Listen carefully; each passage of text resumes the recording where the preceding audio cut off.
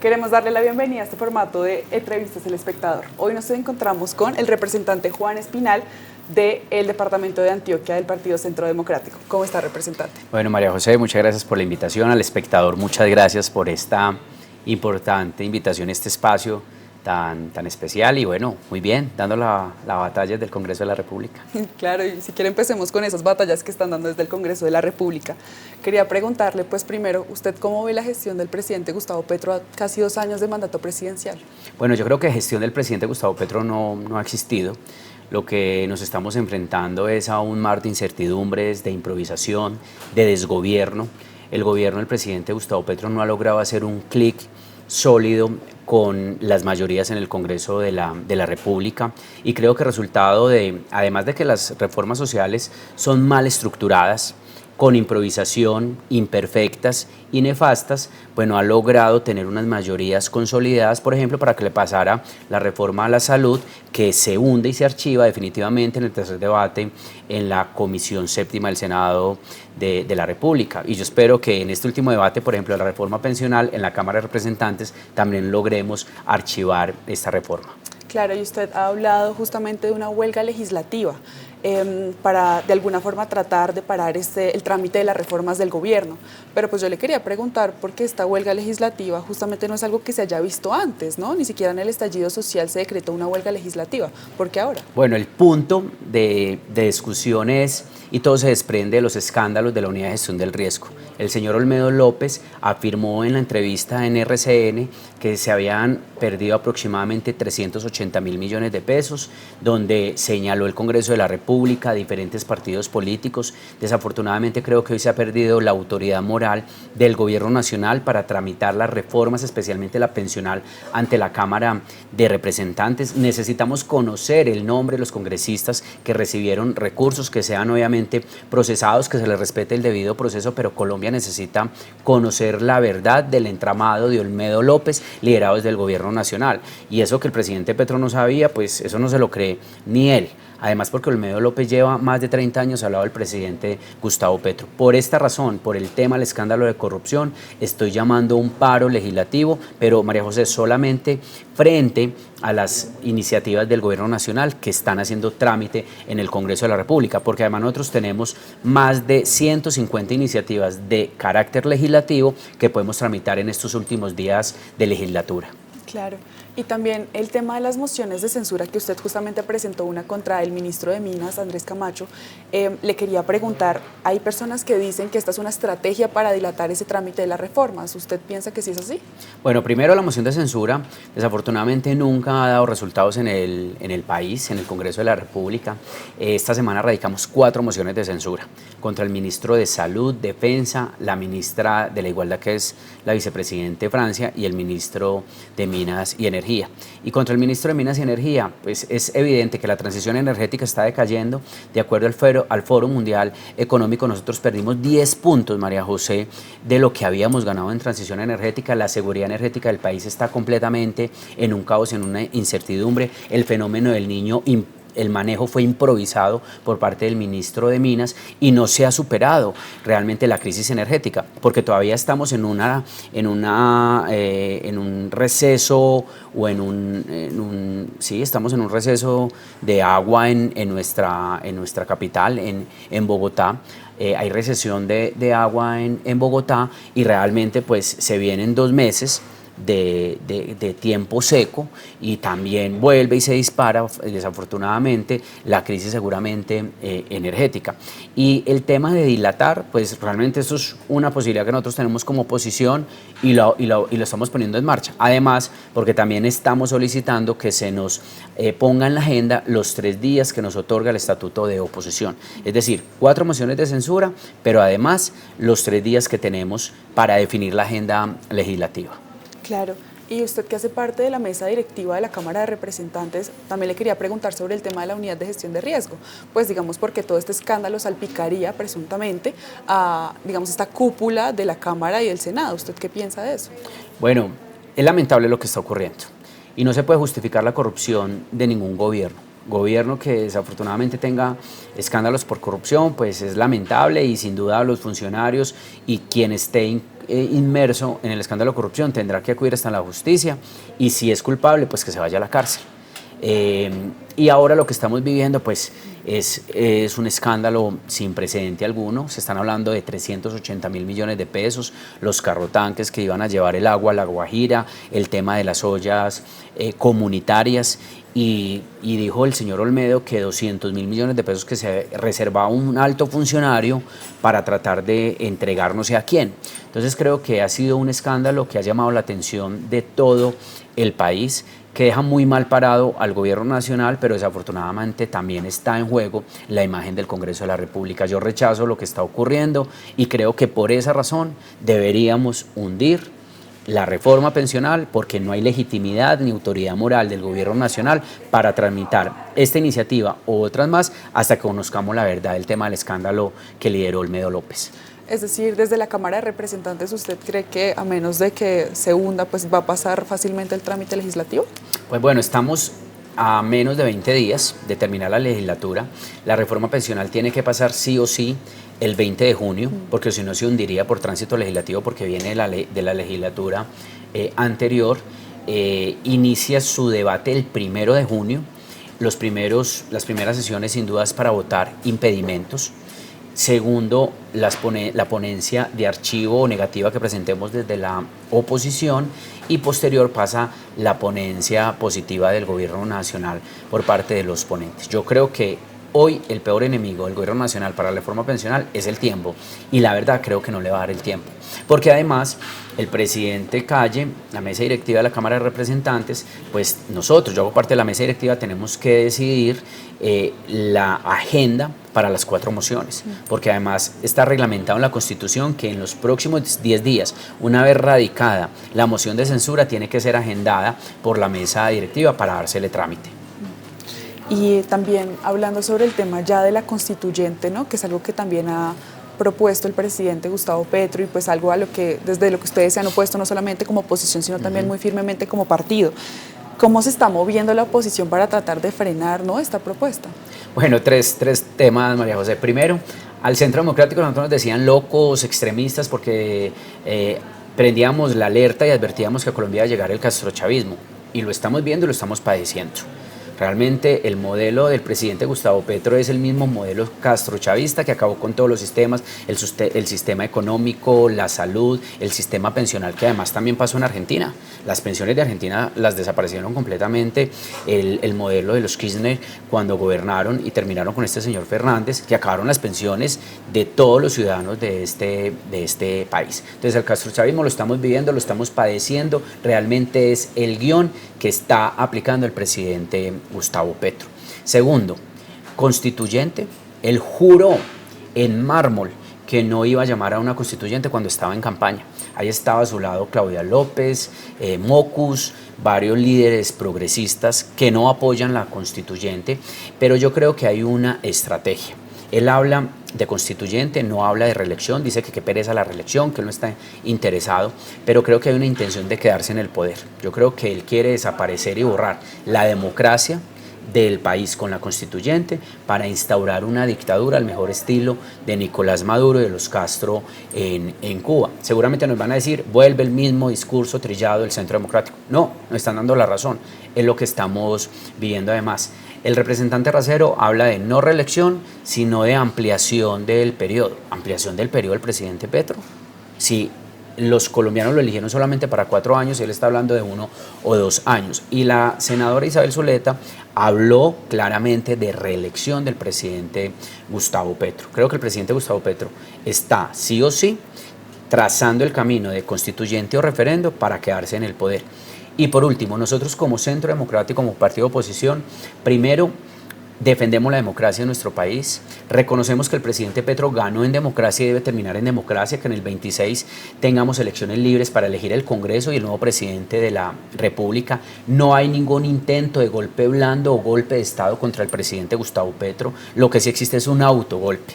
Acá el que está llevando a la ruptura institucional es el presidente Gustavo Petro, que no respeta las Cortes, no respeta el Congreso de la República, no respeta los medios de comunicación y quien no esté a favor de sus posiciones, pues inmediatamente se convierte en un enemigo.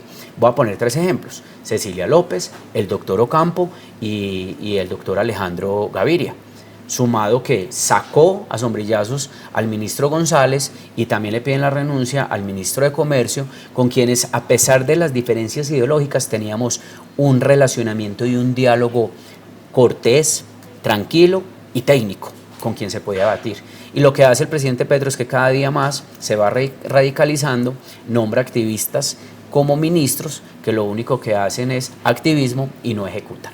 Claro, y sobre este tema del acuerdo nacional que se propuso desde un inicio con el gobierno de Petro, ahora lo que ustedes dicen es que pues ese acuerdo nacional ya no está, ¿no? De alguna forma. Entonces, ese diálogo con el gobierno, ¿cómo ha cambiado desde ese momento hasta el día de hoy? Lo que pasa, María José, es que el acuerdo nacional nunca ha existido.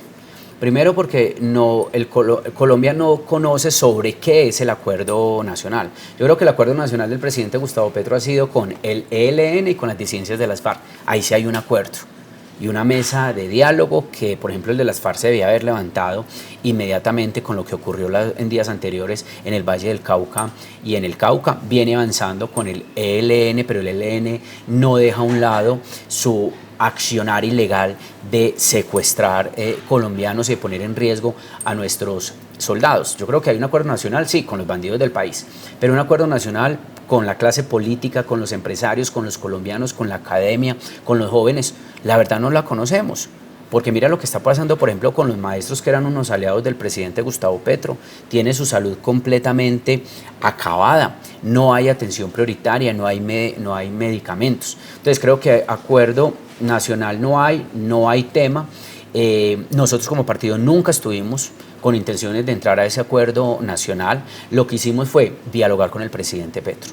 Yo acompañé al presidente Uribe en la primera reunión como vocero de la Cámara. Fue una reunión de 2 horas, cordial entre ellos dos, una reunión donde todos pudimos dar algunos puntos de vista. Yo le hablé de Hidroituango, sobre temas de fracking en el país, donde él me responde, me dice: oiga, representante, yo tomaré esa decisión de suspender los proyectos pilotos de investigación científica si tengo un argumento técnico. Inmediatamente se posesionó, inmediatamente suspendió, sin un sustento técnico, los proyectos pilotos de fracking. Y en días anteriores salió el ministro de Hacienda con un anuncio, entre comillas, diciendo que probablemente el gobierno nacional tenía que analizar si hacían fracking en el país, porque las reservas se estaban yendo a pique de petróleo y de gas. Entonces, acuerdo nacional, no sé sobre qué. No hemos tenido ninguna intención, y vuelvo y repito, María José, nuestra intención siempre ha sido dialogar con el presidente de la República, que a él le vaya bien, que haga las cosas bien, y dialogamos en 3 oportunidades. La primera reunión, que fue como un encuentro cordial entre el expresidente Uribe con el presidente Petro, luego hablar de la tributaria y finalmente de la reforma a la salud. Pero creo que más cafecitos con el presidente Petro es perder el tiempo. Y esta afirmación, digamos, la hace cuando todavía le faltan más de 2 años al presidente, ¿no? Para, pues, digamos, salir de su puesto.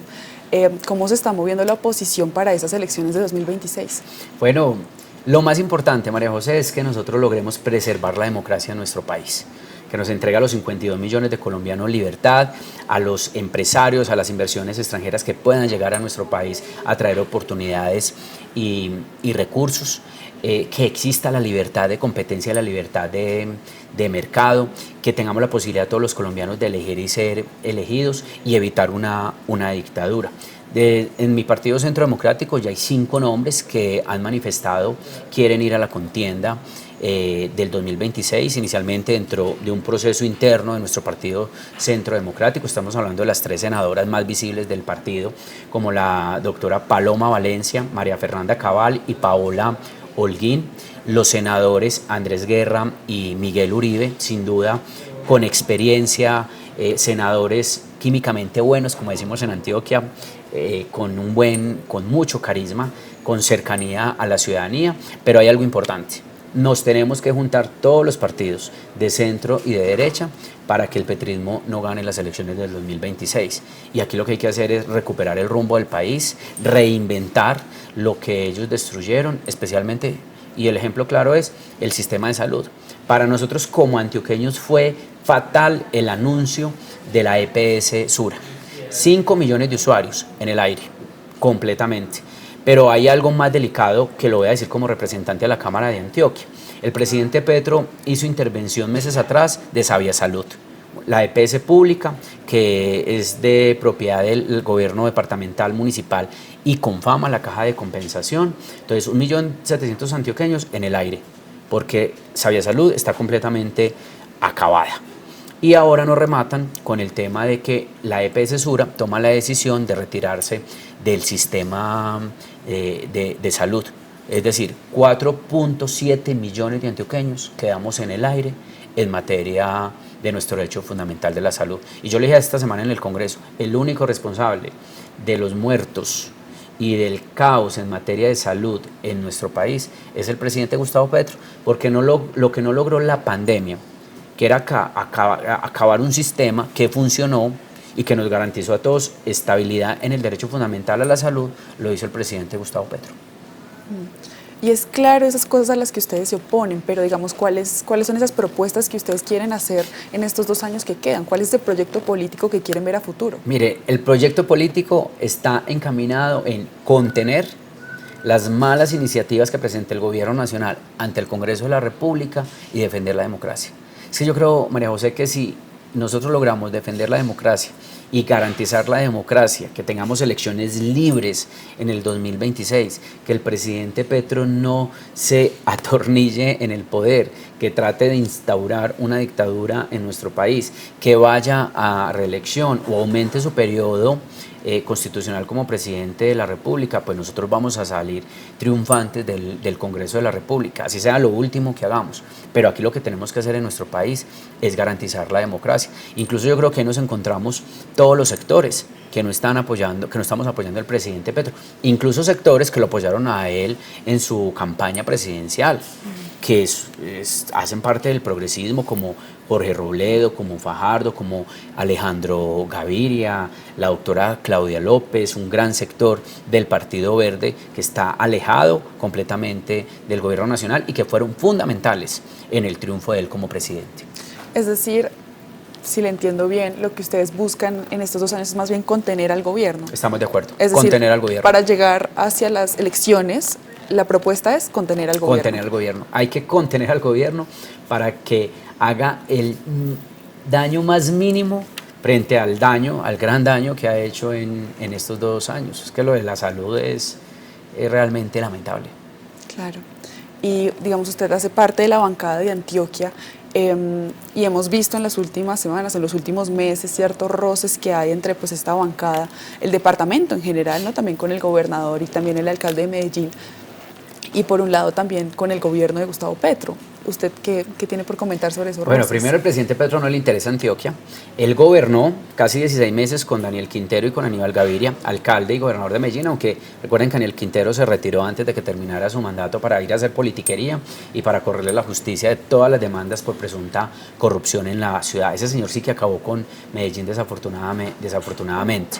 Y en esos 16 meses no pasó nada entre el presidente Petro y los 2 mandatarios. Ahora llevan 5 meses de gobierno. El alcalde Federico Gutiérrez, el gobernador Andrés Julián y el gobierno nacional lo único que ha hecho es dar la espalda.